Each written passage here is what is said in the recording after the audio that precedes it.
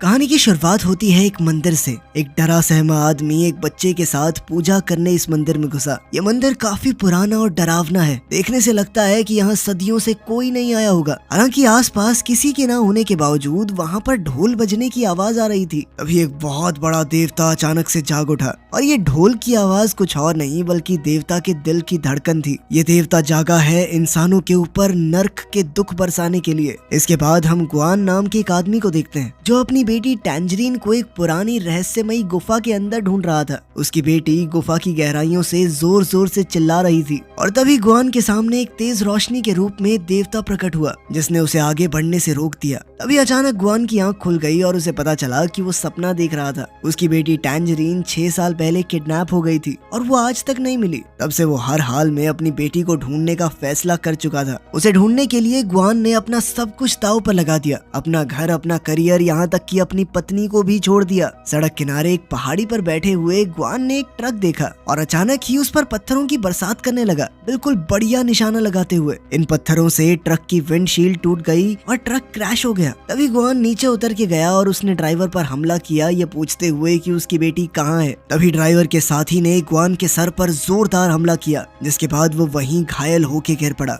Driver और उसका साथी बचते हुए पैदल ही वहाँ से भाग गए। कुछ देर बाद जब गुआन को होश आया तो उसने ट्रक का पिछला दरवाजा खोला तो उसने देखा कि अंदर बहुत सारे बच्चे पिंजरों में बंद हैं। इस बात से पता चला कि गुआन ने किसी तरह से बच्चों की तस्करी करने वाले गिरोह का पता लगाया था और फिर सोच समझ के ही उनकी गाड़ी पर हमला किया। अपनी बेटी को ढूंढने की उम्मीद में उसने सभी पिंजरे देखे, लेकिन टैंजरीन को ढूंढने में वो नाकामयाब रहा। तभी वहाँ पुलिस आई और देखने में ऐसा लगा कि गुआन ही बच्चों की तस्करी कर रहा है। इस आरोप में पुलिस ने उसे पकड़ लिया। पुलिस की गाड़ी में पीछे हथकड़ियों में बंद गुआन को नींद आ गई और फिर से उसे सपने में अपनी बेटी दिखाई दी। इस बार टैंजरीन काली दलदल सी बेलों में बंधी हुई थी। अचानक गुआन की आंख खुली तो उसने देखा कि पुलिस ने उसकी जेब से टैंजरीन की फोटो निकाल ली है। इस बात से वो बहुत गुस्से में आ गया और पुलिस वाले को पीट कर फोटो वापस ली, जिसके बाद वो वहाँ से भाग निकला। तभी सड़क पर उसे एक दूसरी गाड़ी दिखी। अपने बचाव के लिए बिना सोचे समझे ही गुआन गाड़ी में चढ़ गया। इस गाड़ी की ड्राइवर है लिंग और वो गुआन की जिंदगी के बारे में सब कुछ जानती थी। साथ ही टैंजरीन के गायब होने की भी उसे पूरी खबर थी। उसने गुआन से वादा किया कि वो टैंजरीन को ढूंढने में उसकी पूरी मदद करेगी। इसके बाद कहानी फिर से पुरानी सदी में पहुंच गई, जहां कॉन्ग नाम का एक योद्धा कुछ हमलावरों से बचकर भाग रहा था। इन हमलावरों का लीडर एक बूढ़ा आदमी है। जैसे ही कॉन्ग एक पहाड़ी की चोटी पर पहुंचा, उसे इन लोगों ने घेर लिया। अब ये लोग कॉन्ग को पकड़ने ही वाले थे कि तभी वहां उसकी बहन आ गई और उसने कॉन्ग को बचाने के लिए उसे पहाड़ी की चोटी से धक्का दे दिया। धक्का देने से पहले उसने कॉन्ग को पश्चिम दिशा में जाने की सलाह दी और फिर वो अकेली ही उन सब से भिड़ गई। लेकिन किसी तरह से कॉन्ग वापस पहाड़ी पर चढ़ा तो उसने देखा कि उस बूढ़े और उसके लोगों ने उसकी बहन को मार डाला था। अब कॉन्ग गुस्से में अपना भाला निकाल कर उस बूढ़े आदमी को मारने के लिए आगे बढ़ा, लेकिन बुढ़े ने उसे चेतावनी दी कि अगर तूने मुझे मारा ना तो तू कभी भी लॉर्ड रेडमेन से नहीं बच पाएगा। ये सब सुनने के बाद भी कॉन्ग ने उसे मौत के घाट उतार दिया। ये हंगामा खत्म हुआ और अब कॉन्ग अपने दुश्मनों से भाग भाग कर थक चुका था। अब कॉन्ग ने एक बड़ा फैसला लिया, शहर जाकर अपने सबसे बड़े दुश्मन लॉर्ड रेडमेन को मारने का। तभी उस बुढ़े का कवच हिलने लगा क्योंकि उसे एक नए मालिक की तलाश थी और अचानक ही निकलकर वो कॉन्ग के शरीर से जुड़ गया। ये कवच खुद से सोच समझ सकता था और अब उसने कॉन्ग को चुना था ताकि वो उसके नए मिशन में उसकी मदद कर सके। ये कवच पूरी तरह से कॉन्ग के शरीर में ढल गया, जिसके बाद उसकी छाती पर एक आंख बन गई। वहीं लिंग गुआन को अपने साथ एक बिल्डिंग में ले गई जहाँ वो काम करती थी और उसे 5 छोटी बच्चियों की तस्वीरें दिखाई। लियम ने गुआन को उसकी बेटी को पहचानने के लिए कहा, पर गुआन ऐसा नहीं कर पाया क्योंकि हादसे को 6 साल बीत चुके हैं। जल्द ही लियम मुद्दे पर आई। वो गुआन की बेटी का पता लगाने के लिए डीएनए टेस्ट कर सकती है, लेकिन बदले में गुआन को उसकी कंपनी के लिए काम करना होगा। वो लोग जानते थे कि गुआन के अंदर किसी तरह की शक्तियां हैं। वो अपनी फेंकी हुई चीजों को अपने मन से रोकने या चलाने की ताकत रखता है और अब कंपनी चाहती थी कि गुआन अपनी शक्तियों का इस्तेमाल करके कॉन्ग नाम के एक राइटर की जान ले ले। दरअसल ये राइटर अपनी लिखी हुई कहानियां लाइव स्ट्रीम में सुनाता है और अजीब बात ये थी कि जब भी इसकी नॉवल के किरदार लॉर्ड रेडमेन को कोई चोट पहुंचती, तभी लिंग की कंपनी के बॉस लीमू के साथ भी कोई ना कोई हादसा हो जाता। कंपनी ने हर एक तरीके से इस राइटर को रोकने की कोशिश कर ली, लेकिन कोई फायदा नहीं हुआ। गुआन को इस कहानी पर बिल्कुल भरोसा नहीं था, लेकिन उसके पास कोई ऑप्शन भी नहीं है। वो अपनी बेटी को किसी भी हाल में बचाना चाहता है। अगले दिन ग्वान एक नई लुक के साथ बाल वाल कटवा कर एक छोटे से शहर में पहुंचा जहां कॉन्ग रहता था। वहां जाते हुए ग्वान को कॉन्ग की ऑडियो बुक सुनकर पता चला कि जो चीजें या लोग उसके सपनों में आते हैं वो कॉन्ग की कहानियों से जुड़े हुए हैं। ग्वान ने कॉन्ग का पूरा दिन पीछा किया, उसे मारने के मौके की तलाश में, और आखिर में वो लाइब्रेरी पहुंचा। लेकिन वो छुपने में नाकामयाब रहा क्योंकि लाइब्रेरी में कॉन्ग और उसके अलावा और कोई नहीं था। अचानक कॉन्ग ने उससे पूछ ही लिया कि वो पूरे दिन से उसका पीछा क्यों कर रहा है। खुद को बचाते हुए ग्वान ने कहा कि सर, मैं आपकी नॉवेल्स का बहुत बड़ा फैन हूँ। इस बात से कॉन्ग बहुत खुश हो गया और ग्वान से ढेरों सवाल पूछ डाले। लेकिन इससे पहले ग्वान को जवाब देता लिंग ने उसे फोन किया और साइड में जाकर बात करने को कहा। लिंग ने ग्वान को बिना राइटर से बात किए सीधे उसे मारने का ऑर्डर दिया, लेकिन ग्वान ने लिंग की बात नहीं मानी और आगे भी कॉन्ग का पीछा करता रहा। ये दोनों दोबारा बातचीत करने लगे। तभी लिंग की कंपनी की एक गाड़ी ने दोनों को ही कुचलने की कोशिश की। ग्वान वहाँ से भाग गया, लेकिन उसकी डायरी जिसमें वो अपने सपनों के बारे में लिखता था वो पीछे छूट गई। कॉन्ग ने जैसे ही वो डायरी पढ़ी तो उसे अचानक से एक आइडिया आ गया कि कैसे वो अपनी कहानी को आगे बढ़ाएगा। अब कहानी फिर से उस सपनों भरी दुनिया में वापस गई। कॉन्ग यहाँ एक शहर में है जहाँ कोई त्योहार चल रहा है। फेस्टिवल की इस जगह पर लॉर्ड रेडमेन का एक बहुत बड़ा स्टैचू है जहाँ इस देवता की पूजा हो रही है। इतने लोगों की भीड़ देखकर कॉन्ग हैरान है। तभी उस स्टैचू ने पास के एक गांव की ओर इशारा किया और सभी लोग अपने हथियार उठाकर उस तरफ भागने लगे। उसके कवच ने कॉन्ग को बताया कि लॉर्ड रेडमेन ने ऐसे ही बहुत से गांवों को खत्म कर दिया है। ये देवता खुद को पूजने वालों को लड़ाई के लिए उकसा रहा था। गाँव वालों ने खुद को बचाने की बहुत कोशिश की, लेकिन अचानक 3 ड्रैगन्स ने आसमान से एक जलता हुआ लावा उनके ऊपर बरसा दिया। साथ ही सैनिक आग लगे तीर उनके ऊपर बरसाने लगे, जिससे पूरा गांव आग की लपटों में भस्म हो गया। फिर अगली सुबह लॉर्ड रेडमेन के पुजारी लाल कपड़ों में आकर बचे हुए गांव वालों को डराकर इस गांव पर कब्जा कर लेते हैं। इसके बाद कहानी वापस से वर्तमान में आती है। ग्वान जैसे ही नींद से उठा तो उसने एक होटल के कमरे में खुद को पाया और लिंग उसके सामने बैठी थी। लिंग ने उससे पूछा कि तुम्हें क्या सजा दी जाए अपना काम पूरा ना करने के लिए। कुछ ही देर में कॉन्ग इस होटल के बाहर आया और ग्वान की डायरी उसे वापस दी। साथ ही उसकी कहानी के लिए इंस्पिरेशन देने के लिए शुक्रिया अदा किया। अगले सीन में ग्वान कॉन्ग को मारने के लिए वॉक करने के बहाने उसे एक अकेली जगह पर ले गया। उनकी बातचीत के दौरान कॉन्ग ने बताया कि अपने सपनों की दुनिया में मुझे एक छोटी लड़की मिली थी जो अपने भाई को बचाने की कोशिश कर रही है, लेकिन वो पहले ही मर चुका था। ये लड़की कोई और नहीं बल्कि ग्वान की बेटी टैंजरीन है। उसने टैंजरीन को दिलासा दिया और फिर इन दोनों ने मिलकर टैंजरीन के भाई को दफना दिया। टैंजरीन ने उन्हें ये भी बताया कि लाल कपड़ों वाले सिपाहियों ने ही उसके भाई को मारा है और वो हर उस आदमी को मार देंगे जो सूरज उगने के बाद घर से निकलेगा। टैंजरीन ने इस सपने में जो धुन फ्लूट में बजाई थी बिल्कुल वैसी ही धुन कॉन्ग को असल दुनिया में ग्वान के साथ सुनाई दी, लेकिन इस धुन की आवाज से एक लाल सिपाही उनके पीछे लग गया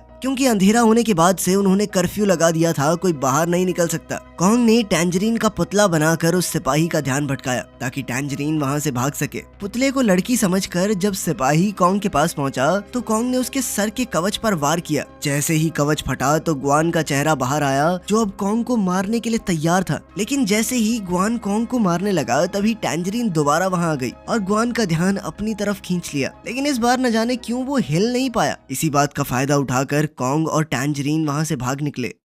असल दुनिया में कॉन्ग ये सब लिख ही रहा था कि तभी ग्वान पीछे से उसके पास आया। ग्वान को यही सपने अपनी ख्याली दुनिया में दिखाई दिए थे जो अभी अभी कॉन्ग ने अपनी नॉवल में लिखे। ग्वान ने पत्थर उठाकर कॉन्ग पर हमला किया जिससे वो बेहोश हो गया और एक खड्डे में जा गिरा। वो वही धुन गुनगुनाते हुए अपना आखिरी वार करने कॉन्ग के पास आया जो कॉन्ग ने अपनी नॉवल में लिखी थी। लेकिन तभी रोड के बीचों बीच उसे एक बच्चे की आवाज आई जो वही धुन गुनगुना रहा था। लेकिन ये धुन उस बच्चे को पता कैसे हो सकती है? तो ग्वान सिर्फ अपनी बेटी के लिए गाता था। ग्वान ने उस बच्चे से पूछना चाहा कि ये तुमने कहाँ पर सुनी? बच्चा डर कर वहाँ से भागने लगा और उसका पीछा करते हुए ग्वान को वैसा ही लगा जैसा उस नॉवल में टैंजरीन और कॉन्ग का पीछा कर रहे लाल सिपाही को लग रहा था। खैर लड़का तो मौका देखकर भाग निकला, लेकिन उसका पीछा करते हुए ग्वान गलती से एक छोटी सी पार्टी में पहुंच गया। हैरानी की बात ये थी कि इस पार्टी में ग्वान को टैंजरीन का किडनैपर मिल गया जो अपने कुछ दोस्तों के साथ मस्त पार्टी कर रहा था। उनके बीच तुरंत लड़ाई शुरू हो गई और ग्वान ने अपनी शक्तियों का इस्तेमाल करके उन्हें हरा दिया। उसने किडनैपर से पूछा कि मुझे सच पता मेरी बेटी कहाँ है? डरते हुए किडनैपर ने सच बोल ही दिया। पता चलता है कि टैंजरीन को किडनैप करते हुए उसे ड्रग की डोज थोड़ी ज्यादा दे दी गई थी जिस वजह से टैंजरीन की मौत हो गई। जिसके बाद किडनैपर ने उसे बोरी में डालकर कर पहाड़ी के एक हिस्से में सड़ने के लिए छोड़ दिया। अपने गुस्से और दर्द से पागल होकर ग्वान उसका गला घोंटकर उसे मार देना चाहता था, लेकिन तभी लिंग वहां आ गई और फिर ग्वान को बेहोश करके अपनी गाड़ी में ले गई। जब ग्वान को होश आया तो उसने लिंग से कहा कि वो किडनैपर बोल रहा था, मेरी बेटी मार दी उसने।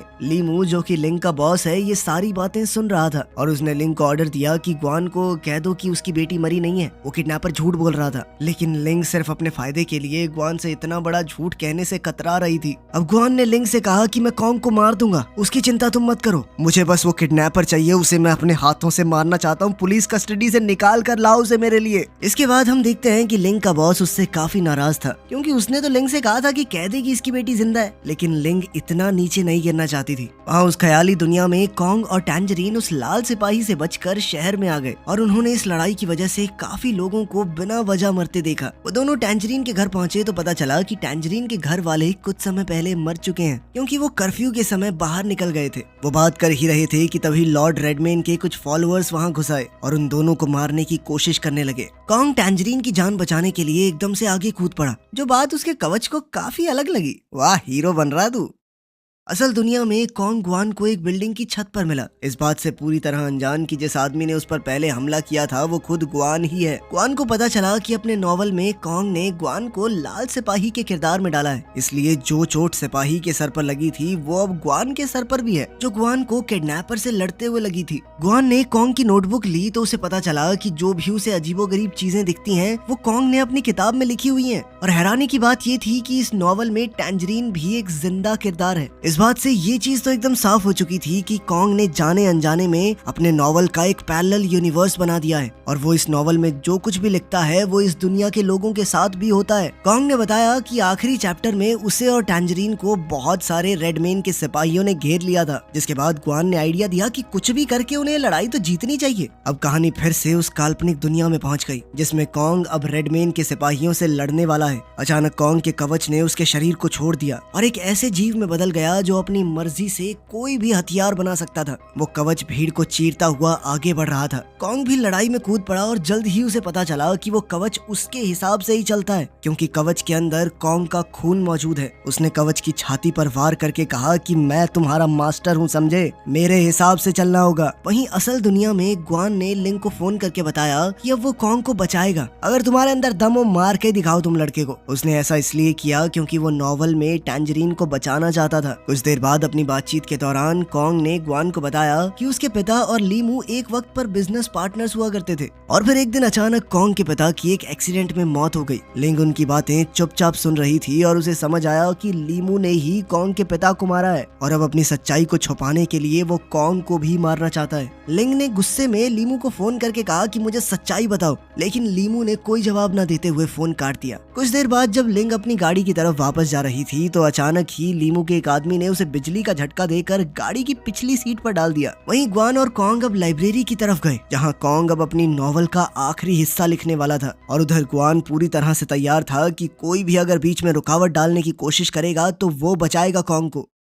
वहीं उस ख्याली दुनिया में कॉन्ग और टैंजरीन रेडमेन के महल में पहुंचे, जहां उन्हें हजारों की तादाद में लाल सिपाही पुतले बने हुए दिखाई दिए। कॉन्ग को पता चला कि रेडमेन के लोग इसी वजह से कर्फ्यू लगा देते थे, क्योंकि सूरज ढलने के बाद ये लाल सिपाही पुतले बन के बैठ जाते हैं। इसी दौरान अचानक लीमू के गुंडे लाइब्रेरी पहुंच गए और ग्वान ने अपनी शक्तियों का इस्तेमाल करके उनका सामना किया, लेकिन लीमू के गुंडे के पास बिजली को कंट्रोल करने की शक्ति थी। उसने ग्वान पर पानी फेंक कर उसे फर्श पर गिरा दिया और गिरे हुए पानी से उसे बिजली का तेज झटका दिया। ग्वान उससे सीधे तौर पर नहीं लड़ पा रहा था तो वो छुप गया। उसने मौका देखकर रबड़ के ग्लव्स पहनने के बाद ही उस पर अटैक किया ताकि उसे बिजली का झटका न लगे। फिर ग्वान का सामना एक दूसरे हमलावर से हुआ जो काफी ज्यादा ताकतवर था और ग्वान उसकी ताकत के सामने टिक नहीं पाया। उसकी किस्मत अच्छी थी कि लिंग किसी तरह खुद को छुड़ा कर उसकी मदद करने आ पहुंची थी। अब इन दोनों ने मिलकर हमलावर का सामना किया और उसे मार डाला। काल्पनिक दुनिया में कॉन्ग और टैंजरीन आखिरकार लॉर्ड रेडमेन के पास पहुंच चुके थे, जो कि 4 हाथों वाला एक बहुत बड़ा जीव था। यहाँ पता चलता है कि कॉन्ग असल में रेडमेन के भाई का बेटा है, जिसे रेडमेन ने बहुत समय पहले मार डाला था।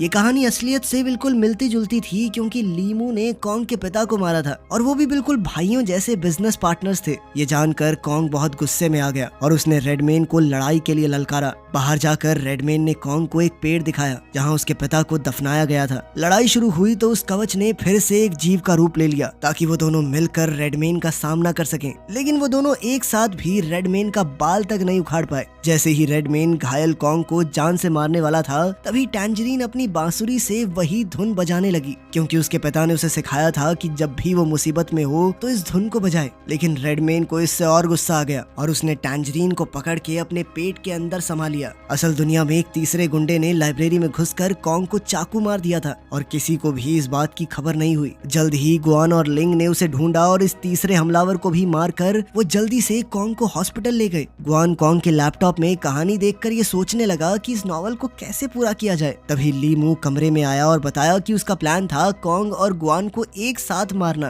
ताकि देखने में ऐसा लगे कि दोनों ने एक दूसरे को मार डाला। ये प्लान बिल्कुल सही था, क्योंकि पुलिस को कॉन्ग के नॉवल में टैंजरीन का नाम मिलेगा और इसके बाद कहानी आसानी से बन जाएगी कि गुआन को शक हो गया होगा कि कॉन्ग ने ही उसकी बेटी को अगवा किया है। इसी चक्कर में उसने कॉन्ग को मार दिया। अब लीमू को कॉन्ग का कंप्यूटर चाहिए था, लेकिन गुआन ने उसे देने से इनकार कर दिया, क्योंकि अब वो कहानी को पूरा करेगा। उधर उस काल्पनिक दुनिया में जैसे ही रेडमैन कॉन्ग को मारने वाला था, तभी अचानक से एक लाल सिपाही ने वहां आकर रेडमैन पर मशीन गन से हमला कर दिया। ये गुआन था जो अपनी बेटी को बचाने आया था। उस मशीन गन के हमले से रेडमैन घायल हुआ। उधर कॉन्ग ने हिसाब लगाया कि रेडमैन के माथे के बीचों बीच एक हथियार लटका हुआ था और वो मौका देखकर इस हथियार को खींचने लगा, ये सोचकर कि शायद यही रेडमैन की कमजोरी होगी। लाल सिपाही ने भी इसे खींचने में उसकी मदद की और इस हथियार को खींचते हुए उन्होंने रेडमैन का पूरा शरीर चीर डाला। ये प्लान आखिरकार काम कर गया और वो विशालकाय जीव खत्म हुआ। उसके मरते ही टैंजरीन भी उसके पेट वाली जेल से आजाद हो गई। आखिरकार बाप और बेटी उस दुनिया में मिल गए। वहीं असलियत में लिंग ये पढ़ रही थी कि गुआन ने नॉवल को कैसे खत्म किया और जैसे ही उसमें रेडमैन की मौत हुई, वहाँ लीमू की भी जान चली गई। आखिर में गुआन को दोबारा से वही धुन सुनाई दी और वो हॉस्पिटल के बाहर देखने के लिए भागा। तभी उसे वही लड़का दिखा जिसका वो पीछा कर रहा था, लेकिन इस बार उसके साथ एक लड़की भी थी जो कोई और नहीं बल्कि उसकी बेटी टैंजरीन ही है। चलो बाप बेटी मिल गए, कॉन्ग भी बच गया, हो गई हैप्पी एंडिंग। मिलते हैं अगली वीडियो में।